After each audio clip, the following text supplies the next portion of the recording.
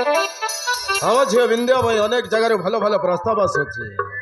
ଏମିତିରେ ଝିଅର ବୟସ ବି ହେଇଗଲାଣି। ମୁଁ କଣ କହୁଥିଲି କି ଉପଯୁକ୍ତ ପ୍ରସ୍ତାବଟେ ଦେଖି ତା ବାହାଘର ସାରିଦେଲେ କେମିତି ହୁଅନ୍ତା? ମୁଁ କଣ କହୁଥିଲି କି ବିନ୍ଧ୍ୟା ଭାବେ ପାଠ ପଢୁଛି, ତା ପାଠ ପଢା ସରୁ ତାପରେ ତା ବାହାଘର କଥା ଚିନ୍ତା କରିବା ନା କଣ କହୁଛ? ଦରକାର ନାହିଁ ବିନୟ। ବିନ୍ଧ୍ୟା ଯେତିକି ପାଠ ପଢିଛି ସେତିକି ଯଥେଷ୍ଟ। ଆଉ କିଛି ଅଧିକ ପାଠ ପଢିବାର କିଛି ଆବଶ୍ୟକ ନାହିଁ। ଯଦି ପାଠ ପଢିବା ଭିତରେ କିଛି ଯଦି ଅଘଟଣ ଘଟିଯାଏ ତାହେଲେ ଦାୟୀ କିଏ ରହିବ? ତମେ ନା ମୁଁ ନା ଏ ସମାଜ? କିଏ ଦାୟୀ ରହିବ?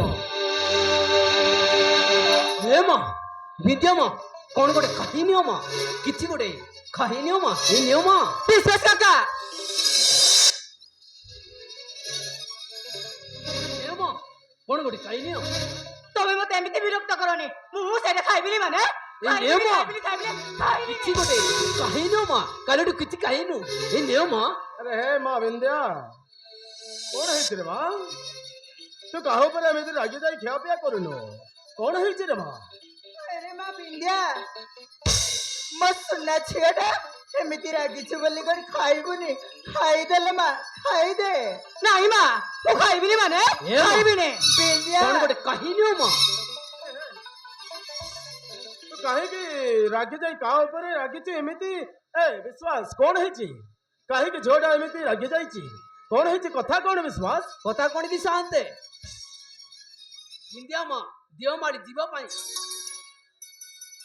ବିନ୍ଧ୍ୟା ମା ଦେଓମାଳି ଯିବା ପାଇଁ ବିଜୁକୁ କହିବାରୁ ଶାନ୍ତେ ବିନା ବିଜୁ କୁଆଡେ ଯିବା ପାଇଁ ମନା କରିବାରୁ ବିନ୍ଧ୍ୟା ମା ରାଗିକି କିଛି ଖିଆ ପିଆ କରୁନାହାନ୍ତି ଶାନ୍ତେ। ଓହୋ, ତାହେଲେ ଝିଅଟା କୋରାପୁଟର ଦେଓମାଳି ବୁଲି ଯିବ, ଏଇ କଥାଟା ବିଜୁକୁ କହିଛି। ହଁ ସାର୍। ବିଜୁ ମନା କରିଛି, ବିଜୁ ମନା କରିବାରୁ ସେଥିପାଇଁ ଝିଅଟା ରାଗି ଯାଇ ଖିଆ ପିଆ ରାଗିକି। କରୁନି। ଆରେ ହେ ମା, ବିଜୁ ତ ଯାହା କହିଛି ଠିକ କହିଛି ରେ ମା। ବାପା ତମେ ବି ତାହେଲେ ତାହେଲେ ମତେ ଦେଓମାଳି ଯିବା ପାଇଁ ଅନୁମତି ଦିଅ ବାପା, ପ୍ଲିଜ ହଁ। ବାପା ପ୍ଲିଜ। ଠିକ ଅଛି ରେ ମା, ଏକୁଟିଆ ଯିବାଟା ଭଲ ନୁହଁ ରେ ମା। ମୋ କଥା ଦଉଛି ରେ ମା, ତୁ ନିଶ୍ଚୟ ଦେଓମାଳି ବୁଲି ଆସିବୁ। ତମ ସହିତ କହୁଛ ବାପା? ୟେସ୍। ନା, ମୁଁ ଦେଖୁଛି ତତେ ବେଶୀ ଗେଲା କରିବାରୁ ତୁ ଦିନକୁ ଦିନ ଛୋଟ ପିଲା ହେଇଯାଉଛୁ। ତୁ ଦେଓମାଳିକୁ ଯିବୁନି ମାନେ ହଁ ତୁ ଯିବୁନି। ତମେ ଠିକ କହୁଛି ଶାନ୍ତେଳି, ଦେଓମାଳି ପୁଣି ଏତେ ଦୂର ବାଟ। ବିଶ୍ୱାସ କାକା, ମା ମୋର କିଛି ହବନି। ଗାଡି ନାହିଁ ତମ ପୁଅ ବିଜୁ ମୋ ସହିତ ଯିବ। ଆମେ ଭଲରେ ଯାଇ ଭଲରେ ଫେରି ଆସିବୁ। ବିଶ୍ୱାସ କାକା। ବାପା ତମେ ବିଜୁକୁ କୁହନା ବାପା, ସେ ଆମକୁ ଦେଓମାଳି ବୁଲେଇ ଆଣିବ। ୟେସ୍ ମାଇ ଚାଇଲ୍ଡ। ବିଜୁ ଆସୁ, ମୁଁ ତାକୁ ଅନୁମତି ଦେବି, ତତେ ନିଶ୍ଚୟ ସିଏ ଦେଓମାଳି ବୁଲେଇ ଆଣିବ। ଏଥିରେ ଖୁସି ତ? ହଁ ବାପା। ହେ ବିଶ୍ୱାସ, ଶାନ୍ତ ତୁ ଯା, ବିଜୁକୁ ପଠେଇ ଦେବୁ। ଯା ଶୀଘ୍ର ଯା। ଠିକ ଅଛି ଶାନ୍ତେ।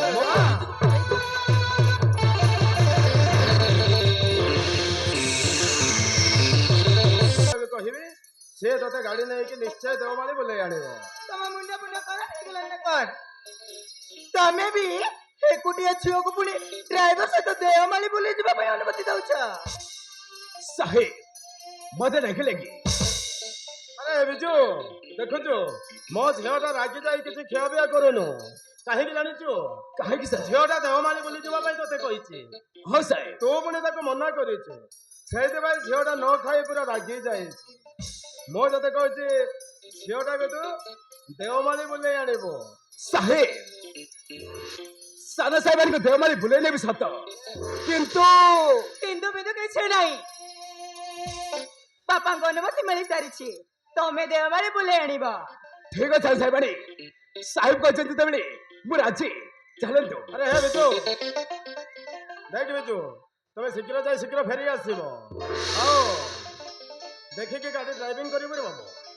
ଠିକ ଅଛି ସାହେବ। ଆରେ ମା, ତୁ ପୁରା ଦେଓମାଳି ବୁଲି ଯିବୁ? ହଁ ବାପା। ଆରେ ତମେ ଯାଉନ, ଶୀଘ୍ର ଗଲେ ତ ଶୀଘ୍ର ଫେରି ଆସିବ। ଠିକ ଅଛି ବାପା, ତାହେଲେ ଆମେ ଆସୁଛୁ ବାପା। ଠିକ ଅଛି ରେ ମା, ଠିକ ଅଛି। ହଁ ବାପା। ହଉ ଚାଲୁ ସାହେବାଣୀ।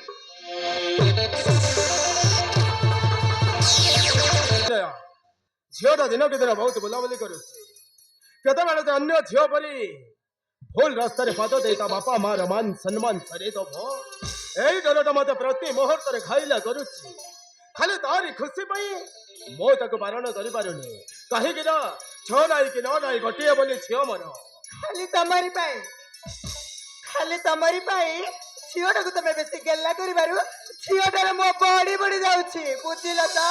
ସେଇଥିପାଇଁ ମୁଁ ଡିସିସନ ନେଇ ସାରିଛି ବିନୟ। ଏମିତିରେ ତ ଅନେକ ଗୁଡ଼ିଏ ପ୍ରସ୍ତାବ ଆସୁଛି। ଗୋଟିଏ ଭଲ ପ୍ରସ୍ତାବ ଦେଖି ଏ ବର୍ଷକ ଭିତରେ ବିନ୍ଧ୍ୟାର ବାହାଘର କରିଦେବି। ଭିତରକୁ ଆସିପାରିବୁ କି? ଆରେ ଆରେ ସାଙ୍ଗ ସାଙ୍ଗ, what a surprise! ଏ ବିନୟ, ଦେଖ ବିନୟ, ଦେଖ କିଏ ଆସୁଛନ୍ତି ଦେଖ।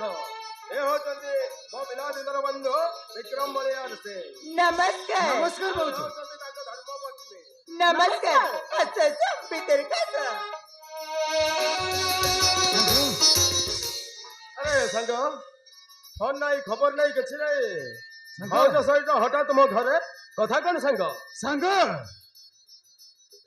ଆମେ ଯେଉଁ କଥା କହିବାକୁ ତମ ଘରକୁ ଆସିଛୁ ସେ କଥା କେମିତି କହିବି, କଣ କହିବି ମୁଁ କିଛି ଭାବି ପାରୁନି ସାଙ୍ଗ, ମୁଁ କିଛି ଭାବି ପାରୁନି। ଆରେ ଏଥିରେ ଭାବିବାର ନ ଭାବିବାର କଣ ଅଛି ସାଙ୍ଗ? ଆରେ ମୁଁ ତ ପିଲାଦିନର ସାଙ୍ଗ। ହଉ ସାଙ୍ଗ, ଯୋଉ କଥା କହିବା ପାଇଁ ମୋ ପାଖକୁ ଆସିଛୁ ସାଙ୍ଗ ସେଇ କଥାଟା ନ କହି କାହିଁକି ତୁ ସଂକୋଚ କରୁଛୁ? ଆରେ କହ ସାଙ୍ଗ, କାହିଁକି ମୋ ପାଖକୁ ଆସିଛ? ସାଙ୍ଗ ତାହେଲେ ଶୁଣ ସାଙ୍ଗ, ମୁଁ କହୁଛି ଶୁଣ କହ। ଶୁଣ ସାଙ୍ଗ କହୁଛି। तुम झियो हाथ मागे, तुम झियो हाथ मागे मन कर नाही, दुख सुख बांटी नवा जुग जुग पाई। तुम झियो हाथ मागे मन कर नाही,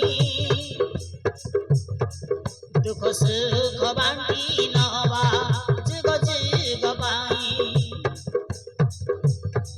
सागरु समाधि हवा, सागरु समाधि हवा ढिल कथा देई।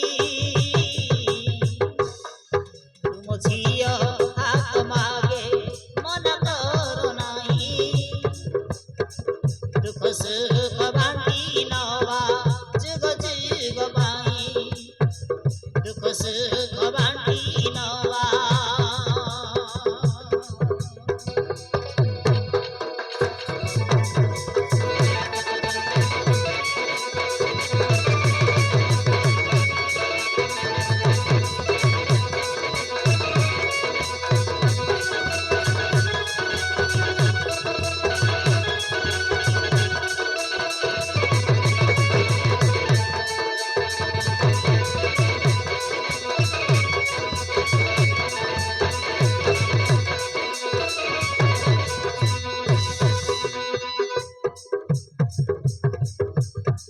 ঠাকির ঘরে গীতা পড়িব, চৈরা মোড়ে দীপ জালিব, শাশু শ্বশুর মানি চড়িব, পিতৃলোকଙ୍କୁ পিণ্ড বাড়িব। ମାର୍ଗଶିରରେ ମାଣ ବସେଇ ଲକ୍ଷ୍ମୀ ପୂଜିବ ଗୁରୁବାରେ ଯାଇ। ପୁଅ ଝିଅର ଜନ୍ମ ଦେଇ ସେଦିନ ଥିଲ କଥାଟେ ଦେଇ। ତିତିବାର ଲଗ୍ନ ନେଇ, ତିତିବାର ଲଗ୍ନ ନେଇ ବହୁ କରି ନେବି ମୁହିଁ। ତୁମ ଝିଅ ହାତ ମାଗେ ମନ କର ନାହିଁ, ଦୁଃଖ ସୁଖ ବାଣ୍ଟି ନବା ଯୁଗ ଯୁଗ ପାଇ, ଦୁଃଖ ସୁଖ ବାଣ୍ଟି ନବା।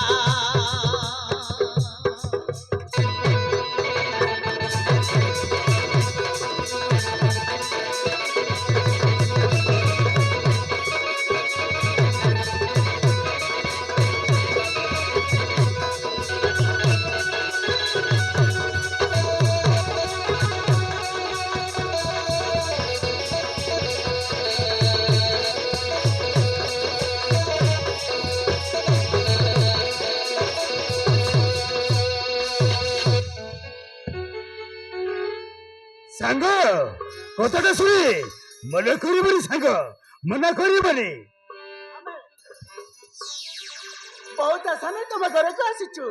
ତୁମ ଝିଅ ଆମ ପୁଅ ବିନୋଦ ପାଇଁ ବୋଉ କରି ନାଇଁ ଯିବୁ ତମେ ମନା କରିବନି ଆମେ କାହିଁକି ମନା କରିବୁ ନାଇଁ ନାଇଁ ଆମେ ମନା କରିବୁନି ଦେଖ ସାଙ୍ଗ ସାଙ୍ଗ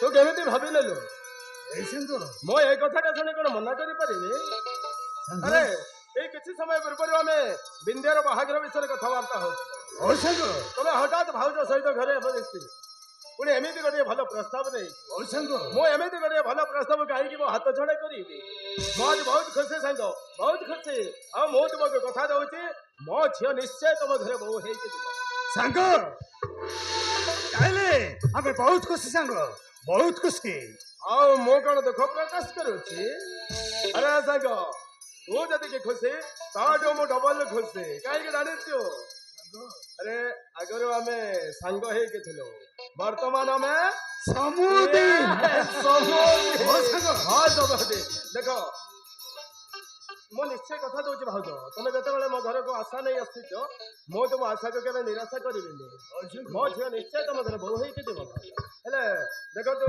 ଏ ବାହାଘର ବିଷୟରେ ଘରେ ବସି ଆଲୋଚନା କରିବା ନା କଣ କହୁଛ ସାଙ୍ଗ ଓ ସାଙ୍ଗ ତାହେଲେ ଘର ଭିତରକୁ ଚାଲନ୍ତୁ ଚାଲ ଭାଉଜ ଏ ବିନୟ ଭାଉଜକୁ ଧରିକି ଚାଲ ହଉ ଚାଲ ହଉ ଚାଲ